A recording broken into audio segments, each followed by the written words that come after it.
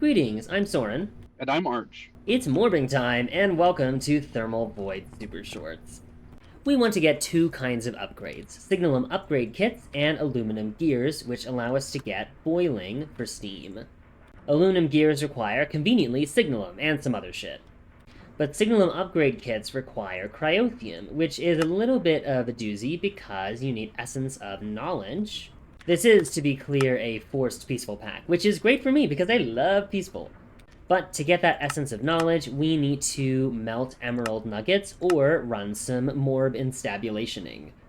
As it happens, you can get an enormous amount of emeralds also from morb instabulationing, if you make Vindicator morbs from Totems of Undying from Evoker morbs. But step 1 is to get morbs, and we've already automated iridium, so I'll be back soon. The compactor has the convenient property of also being able to be energetically infused into an upgraded version, and this upgraded version has gear working dyes, which I guess will be useful for our aluminum gears or whatever. Alright, we've got morbs, and it is, in fact, morbing time. Let's see if I can morb Arch. Nope. Alright, behold our first Morbin build, which makes emeralds.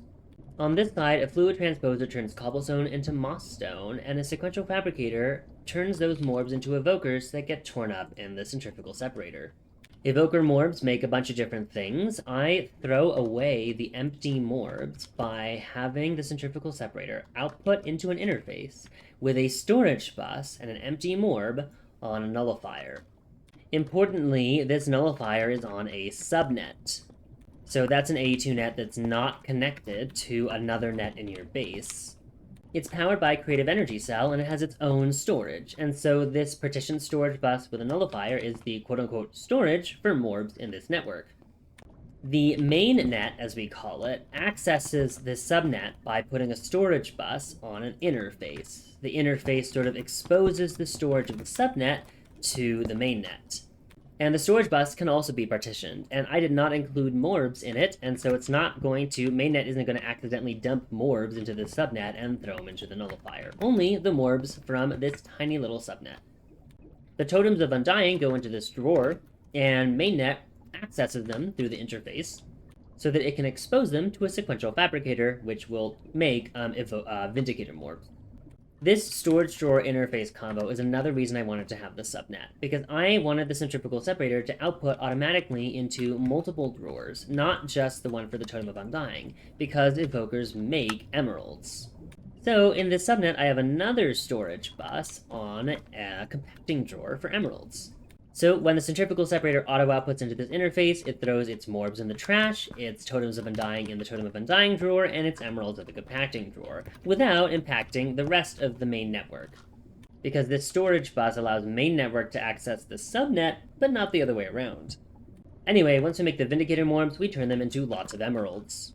Now you may be thinking, Soren, what happens if the Totem of Undying drawer clogs up for some reason? Well, that's okay, because the main source of emeralds in the system uses the Totems of Undying to be created. So if we ran out of emeralds, Totems of Undying would just appear in the sequential fabricator again, and make more Vindicator morbs that we can turn into emeralds. So this isolated subnet will never cause us any problems, ever, and nothing bad will ever happen. Next up, let's talk about Arch's build to make signalum, enderium, and lumium. You can see that it only makes one of those items. This is because Arch is lame. To create signalum dust, you need buckets of destabilized redstone, unless you have a sequential fabricator with the fluidic fabrication upgrade. Sorry, let me break in here. I broke the sequential fabricator. Anyway, now that that minor mishap has been cleared up, the sequential fabricator has a fluidic fabrication upgrade, which adds a fluid tank. So, no need for a bucket, just fill the sequential fabricator with destabilized redstone from fluids. To source the fluid, we have a fluid interface with destabilized redstone. It runs as fast as our magma crucible over here melts redstone and dumps it into this tank, which has a fluid storage bus on it. Thank you, AE2. We love distributing things with AE2. Arch, did you know when you surround a build in quartz glass before I've recorded a video of it, I have to break the fucking quartz glass in order to take a video of it? Wah! Anyway, the signalum dust goes into an induction smelter with red sand to make signalum ingots, and then the induction smelter, like in my build, spits out into an interface, which sends the signalum to a compacting drawer and the slag to a drawer with a void upgrade. And that's going to be how it is with the other two sets of sequential fabricators, so now you'll never hear from me about those two objects again. I'm just kidding. Lumium and enderium have their own weird shit, but we'll get to that when we get to that. First, let's talk about a side quest, an igneous extruder setup, which makes a bunch of stuff we might need. For stuff eventually, like this thing. The really important bits for now, though, are that we have automatic smoothstone and automatic obsidian. And obsidian we're getting from an igneous extruder that's pulling from a magma crucible on magmatic form lava. Water is provided by an aqueous accumulator through these signalum-plated flux ducts, which transfer power from normal flux ducts. The power of signalum. Meanwhile, we've just set up a system to make gravel and sand by pulverizing netherrack twice and turning it into gravel and sand. To quote-unquote deal with the sulfur, we do actually want the sulfur for blazing pyrotheum. We are once again pulling an interface trick, this time without subnet protection, so we're just going to shove sulfur into this interface forever, but this drawer has a void upgrade. And the storage bus has a sticky card. We didn't increase the priority, but I think the sticky card should do the trick and make sure that sulfur always goes in this drawer, and then gets voided if it's too much. With our totems of undying, by the way, we can now make ability totems. So I've made one for magnetize. We don't have enough levels to use those. I see. Yeah, we need levels. I have changed things up a little bit in our emerald build. I have in the subnet a storage bus of higher priority that sends emeralds into a factorizer. So first of all, what this means is that emeralds, when they enter the system from either of these centrifugal separators, will jump right into the factorizer, and before they go into the drawer. The factorizer splits them into nuggets and sends them into this magma crucible, which makes quite an exorbitant amount of essence of knowledge. It's great. And so we are filling up this fluid tank. However, as a result, the centrifugal separator may one day fill up with essence of knowledge, which would be really, really annoying, so I'm not sure. But you know what? It's fine. We'll find out if it's fine. I'm not putting a void upgrade in this thing because it's going to use all our emeralds if we do, but whatever. Everything's fine. I love coping. To actually collect the experience for ourselves, it's probably best to make a tome of knowledge, which requires a book. But we can get paper by using sawdust. To get all that sawdust, I'll use the pulverizer. Tome of knowledge is a go, and I'm pretty sure I can right-click it on this tank to fill it up. Yay! You can shift right-click while holding the tome to give yourself one level at a time, and you can right-click to remove a level, which means now I can give myself step assist. Hello? Okay, now I can give myself step assist. Lovely. Now the question is, will a second step assist, assuming I have enough levels, will it allow me to have a second? Yes, I do get a second level of step assist. Wow, this probably means I can walk on top of 2 tall objects. This will never bite me in the ass. I was gonna get speed 5, but I've switched to speed 2 and I've realized it's kind of FOV pilled, so let's see if I can put speed 2 back into my ability bottle. Yeah, look at that. Yeah, this is much better. Hey, Arch, why don't you take the speed from this bottle? Here's your Tome of Knowledge. Also, now that we can get the night vision ability totems, we're gonna turn back on the daylight cycle and give ourselves night vision. Alright, we are officially totemed up, and I can, well, actually I need to restore the storage bus here, so... Alright, Totems of Undying are now being used for emeralds again, but we have enough for our ability tokens, so everything's fine, and nothing bad will ever happen.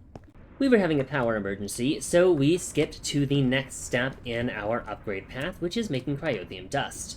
Using the essence of knowledge we're making, we set up 3 fluid transposers that turn obsidian powder, niter, and snowballs into the first 3 magic dusts: Blizz powder, Blitz powder, and Basal's power. No, I'm not re-recording that for Basal's powder.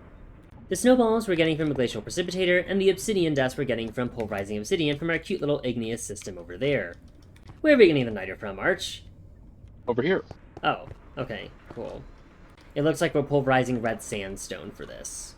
And then once we have all those, well, we made some minor mistakes, but ended up managing to supply all the items to these next sequential fabricators anyway, for the 3 magic dusts, and then another one for pyrotheum dust. We're already getting the blaze powder like elsewhere. And now, with the cryothium dust, we can make the signalum upgrade kits, which we have applied liberally to our power because we were at the max. Now for the final stretch, producing the enderium and glowstone fluid.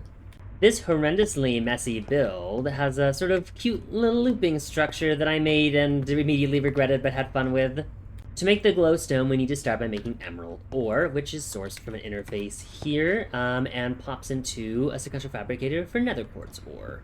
You make a lot of nether quartz ore, so you don't really need that many emeralds, but we do need nether quartz ore for something else, chorus flowers at some point, so we actually have the sequential fabricator outputting into another cute little subnet with a priority storage bus onto this tiny drawer that is storage bus by the main network. You can see we just have so many goddamn nether quartz ore that, like, this interface is filled up, but that's fine, everything's fine. The rest of it goes into the sequential fabricator to make energized netherrack, and we melt it in a magma crucible and stick it in a drawer. Now for the resonant ender. We need to make stone bricks, which we supply using interface underneath because we'd kind of reached the bounds of the little build area we'd set up for ourselves. The stone brick turns into end stone bricks in this sequential fabricator. Once again, the floors come from underneath. The end stone bricks go into this pulverizer to make end stone, and in this case, nothing comes from underneath except power, because I didn't think about power before I made this goddamn build. Finally, right, like I said, the end stone goes into this resonant end stone sequential fabricator, which we storage bus, because I didn't have space for another subnet setup. It's used for chorus plants eventually. Meanwhile, the sequential fabricator auto-outputs its resonant end stone into this magma crucible. And of course, we needed to use another signalum-plated sort of thing to fill up our fabricator. So yeah, this is a fucked up little build, but I'm pleased with it. Arch helped me fix it. As a result, we can now set up lumium, and Arch is setting up enderium. Which means in the next episode, we can create aluminum gears and enter the Steam Age. I made that up. But once we do get steam, we can use steam buckets to make mana dust, which is an important progression step to move on with. It'll allow us to make geodes and several ores we really need to progress, like diamonds. For now, however, that's it for today's episode. As always, if you have any feedback, we'd love to hear it. We hope you enjoyed!